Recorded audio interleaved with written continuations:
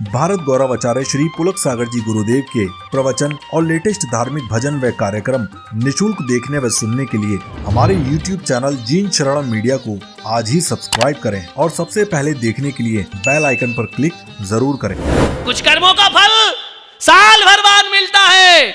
बच्चा स्कूल जाता है, साल भर पढ़ता है, एग्जाम होते हैं, तब उसका रिजल्ट आया। ऐसा तो नहीं कि तुमने नाम लिखाया और कल आज पहली में नाम लिखा है, कल दूसरी में चले जाओ, परसों तीसरी में चले जाओ, 2 सप्ताह में तो तुम ग्रेजुएट होकर निकल आओगे। नहीं, कुछ कर्मों का फल साल भर बाद मिलता है। कुछ कर्मों का फल जवानी में मिलता है। कोई कलिहारी बीवी आ जाए, लड़ाई झगड़ा वाली बीवी आ जाए, घर को उजाड़ देती है, तलाक करा देती है, घर बर्बाद कर देती है। एक नारी गलत आ जाए, घर को बर्बाद होने में ज्यादा देर। कुछ कर्मों का फल जवानी में मिलता है, लेकिन क्या करे, ये कर्म करने में बड़ा मजा आता है। घोड़ी पे जाता है, बैंड बजा के लाता है, ऐसे बैंड बज रहे, घोड़ी पे दूल्हा जा, देखा नहीं हो कार्टून बना देते उसको। शादी में बने होगे तुम लोग, ऐसे तो नहीं बैठते कि जाके घोड़ी पर ऐसे बैठ जा, वो या दुनिया भर का डेकोरम उसका पूरा सजा के बैंड बजा के घोड़े पर बिठा के ले जाते। एक आदमी ने पूछा, दूल्हा घोड़े पर ही क्यों आता है? बताओ, दूल्हा घोड़ी पर बैठ कर क्यों आता है? जवाब दिया उस बच्चे ने, एक गधा दूसरे गधे पे नहीं बैठ सकता है। ध्यान रखिए, विचार करना है आपको, सोचना है। बैंड बजा के लाता है, उसके बाद फिर क्या बैंड बजती है वो तुम जानते हो। ध्यान रखना मान्यवर, सोचना है आपको, विचार करना है। जीवन को सार्थक करिए, कुछ करो, चाहे धर्म के क्षेत्र में करो, चाहे समाज के क्षेत्र में करो, राष्ट्र के क्षेत्र में करो, कुछ ना कुछ तो करना पड़ेगा। सोचना है, अपनी शक्ति आप बनो, अपनी ताकत खुद बनो, दूसरों के सहारे जिंदगी मत गुजारो। जब ये कर्म करोगे और जब इनका फल लौट कर आएगा, कुछ कर्म ऐसे होते हैं जिनका फल बुढ़ापे में मिलता है। अपनी ही औलाद अपना साथ नहीं देती है। बुढ़ापा अकेले काट, आदमी क्यों भागता है, क्यों इतना संसार बसाता है, मेरी तो समझ में नहीं आता। जब पैदा होता है आदमी तो अकेला होता है, शादी कर लेता है तो 2 हो जाते हैं, साल भर बाद 3 हो जाते हैं, 2 साल बाद 4 हो जाते हैं। उसके बाद जैसे ही बच्चे बड़े होते हैं, बड़ा वाला पूना पढ़ने चला जाता है, बेटी ससुराल चली जाती है। 1 से शुरू हुआ था, 4 बने, बड़ा लड़का गया पूना पढ़ने, वहीं सेटल हो गया, फिर 3 हो गए, लड़की ससुराल गई, फिर 2 हो गए। अब 2 में से 1 तो निपटेगा ही निपटेगा, फिर 1 हो गया, जहां से चला था वहीं खड़ा हो गया। 1 से फिर लास्ट में 1 ही बचा आदमी। ध्यान रखना, विचार करिए, सोचना है। 1 से यात्रा शुरू होती है और 1 में ही खत्म हो जाया करती है। उसके लिए आदमी 20, 25, 30 साल के लिए कितना बवंडर रचता है, कितनी हाय तौबा करता है अपनी जिंदगी में। एक बात याद रखना, जब पैदा हुआ था तो एक कपड़ा मिला था तुझे, कमर में पहनाया जाता था वो कपड़ा, उसमें उस लंगोट में जेब नहीं होती थी। जब पैदा हुआ था तो एक कपड़ा था जिसमें जेब नहीं थी, और जब जाएगा तो एक कपड़ा होगा, उस कफन में भी कोई जेब। अब सोचिए, उस कफन और लंगोट के बीच इतना अंतर आया। सारी दुनिया की संपदा बटोरने के लिए आदमी पूरी जिंदगी को बर्बाद करता है। मान्यवर, आपसे इतना ही कहूंगा,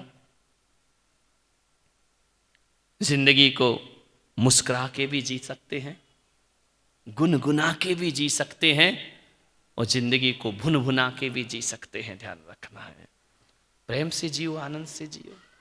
जब तक का जीवन मिला है, आनंद के साथ जियो, ऐसा जीवन बनाओ कि तुम्हें देखकर लोग कहें, तुम जहां पहुंच जाओ ना, लोगों के चेहरे पर खुशी आ जाना चाहिए। उठने लगो तो लोग कहें थोड़ा और बैठो। ऐसी जिंदगी मत बनाओ कि लोग तुम्हें देखकर कहें फिर माथा खाने आ गया है, ये तो यहाँ से उठ जाना चाहिए। ध्यान रखना, हमारे पास लोग आना चाहिए, हमारे पास लोग आकर के बैठना चाहिए। एक बात याद रखना, चेहरा खूबसूरत होने से जिंदगी खूबसूरत नहीं होती है। व्यवहार खूबसूरत होने से जिंदगी खूबसूरत हो जाया करती है। एक बात याद रखो, चेहरा कितना भी बदसूरत हो, कितना भी सांवला हो, कितना भी काला चेहरा हो, लेकिन वाणी में यदि मिठास है, काला चेहरा लोगों के लिए आकर्षण का केंद्र बन जाया करता है। और यदि वाणी में मिठास नहीं है तो खूबसूरत चेहरा भी तुम्हारे किसी काम का नहीं हुआ करता है। आपसे यही निवेदन है, यही आग्रह करूंगा, जीवन को बहुत अच्छा बनाएं। कल से मेरे प्रवचन के विषय कुछ अलग होंगे। आज मैंने केवल आपकी भूमिका बनाई है, बस इसके लिए तैयार किया है कि आप जिंदगी को बदलने के लिए थोड़ा सा सोचने का प्रयास करें। ध्यान रखना, कुछ ना कुछ गुण तो हर व्यक्ति में होते हैं। मैं पुलक सागर तुम्हारे अवगुणों को देखने नहीं आया हूँ। मैं 2-4 दिन में ये देखना चाहता हूँ कि तुम में कौन सा गुण है। अरे जो गुण है उसका मैं दरवाजा खोलने के लिए तुम्हारे पास आया हूँ। अरे गुणों का दरवाजा खोलो। हर व्यक्ति के अंदर कोई ना कोई गुण जरूर होता है। अपने टैलेंट को पहचानो। ये डिग्रियों से जिंदगी नहीं चला करती है, जिंदगी टैलेंट से चला करती है। कौन सा गुण तुम्हारे अंदर है आपको सोचना है और अवगुण नहीं तो कुछ लोग ऐसे हैं जो अवगुण को भी गुण बनाने का प्रयास करते हैं। एक चोर से पूछा, चोरी क्यों करता है? बोले मेहनत का काम करता हूं। मैंने कहा क्या मेहनत करता है? बोलते मारता हूं, पीटता हूं, हाथ पैर तोड़ता हूं, तब जाकर के पैसा निकाल के लाता हूं तिजोरी से। ये मेहनत का काम है, ध्यान रखिए। बोले ईमानदारी में इतनी मेहनत नहीं है जितनी चोरी में मेहनत करना पड़ती है। मान्यवर आपसे मेरा निवेदन है, व्यर्थ की मेहनत मत करो, व्यर्थ सार्थक मेहनत करने का प्रयास करिए। मान्यवर, नहीं तो आदमी फालतू की मेहनत करता है। एक आदमी चला जा रहा था, उसके साथ एक गधा था। आदमी देखो अर्थ कैसे कैसे उल्टे सीधे लगाता है। उस आदमी ने देखा गधा साथ था। उसने कहा क्यों भाई खट्टर काका, गधे को कहां ले जा रहा है? इस गधे के साथ कहां जा रहा है? खट्टर काका बोला ये गधा दिख रहा है तुझे? बोले क्यों? बोले घोड़ा है घोड़ा। बोले खट्टर काका मैंने तुझसे नहीं घोड़े से ही पूछा है कि इस गधे को कहां लेकर के जा। आदमी के अर्थ देखो कहां से कहां अर्थ लगाता है। जिंदगी का अर्थ सही लगाइए। मैं आपसे निवेदन करूंगा, अर्थी जले उस अर्थी उठे उससे पहले जिंदगी का अर्थ समझ जाओ। ध्यान रखिए, शमशान की यात्रा हो उससे पहले सदगति की यात्रा कर लीजिए, और अस्थियां बिखरें उससे पहले आस्थाओं को पैदा कर लीजिए, और चिता जले उससे पहले चेतना को जागृत कर लीजिए। तुम्हारा जीना सार्थक और सफल हो जाएगा। ध्यान रखना, घबराओ नहीं कि अब क्या कर सकते हैं, अब बुढ़ापा आ गया है। कभी तुमने पनघट पे महिलाओं को पानी भरते देखा है? पनघट पे पहले होते थे, अब काय का पनघट, अब तो पानी घर में आ गया है। ध्यान रखना, पाइप से आ गया है। पहले तो पनघट पे पानी भरा जाता था। क्या करती थी महिलाएं?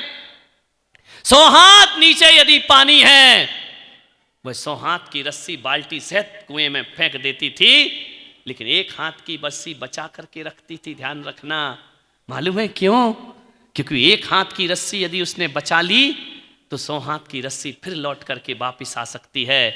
लेकिन 1 हाथ की रस्सी हाथ से छूट गई तो बाल्टी कुएं में डूब जाती है, फिर उसे निकालना मुश्किल होता है। और एक बात याद रखना, कुएं की निकली हुई गिरी हुई बाल्टी को निकालना आसान है, लेकिन जिंदगी की गिरी हुई बाल्टी को निकालना बहुत मुश्किल का काम होता है। वह महिला 1 हाथ की रस्सी बचा करके रखती है, वो 1 हाथ की रस्सी फिर से वापस डूबी हुई बाल्टी को ऊपर ले आती है।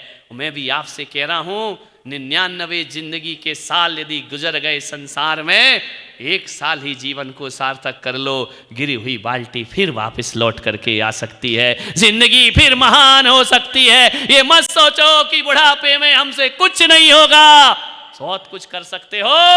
1 हाथ की रस्सी बचा करके रखना, डूबी हुई बाल्टी फिर वापस लौट कर आ जाएगी। ध्यान रखना, जिन्होंने कल्याण किया वो जीवन के अंत समय भी कल्याण कर लिया करते हैं। जिन्होंने उद्धार किया जीवन के अंत समय में भी उद्धार कर लेते हैं। एक एक श्वास यदि विश्वास जागृत कर लो तो अंतिम श्वास भी परमात्मा के काम आ सकती है।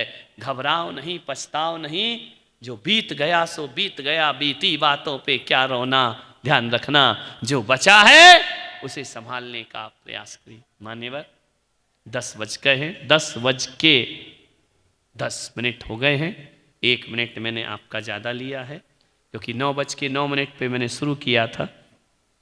कल सुबह समय पर उपस्थित हों। शाम को मंदिर जी में आनंद यात्रा का कार्यक्रम होगा। मंदिर के अनुसार आने का प्रयास करें, जितनी कैपेसिटी है उतने ही लोग आएँ, ज़्यादा भी आ जाएं तो कोई बात नहीं है। मंदिर ही आ रहे, कोई गलत जगह नहीं जा रहे हो, मंदिर ही जाना चाहिए।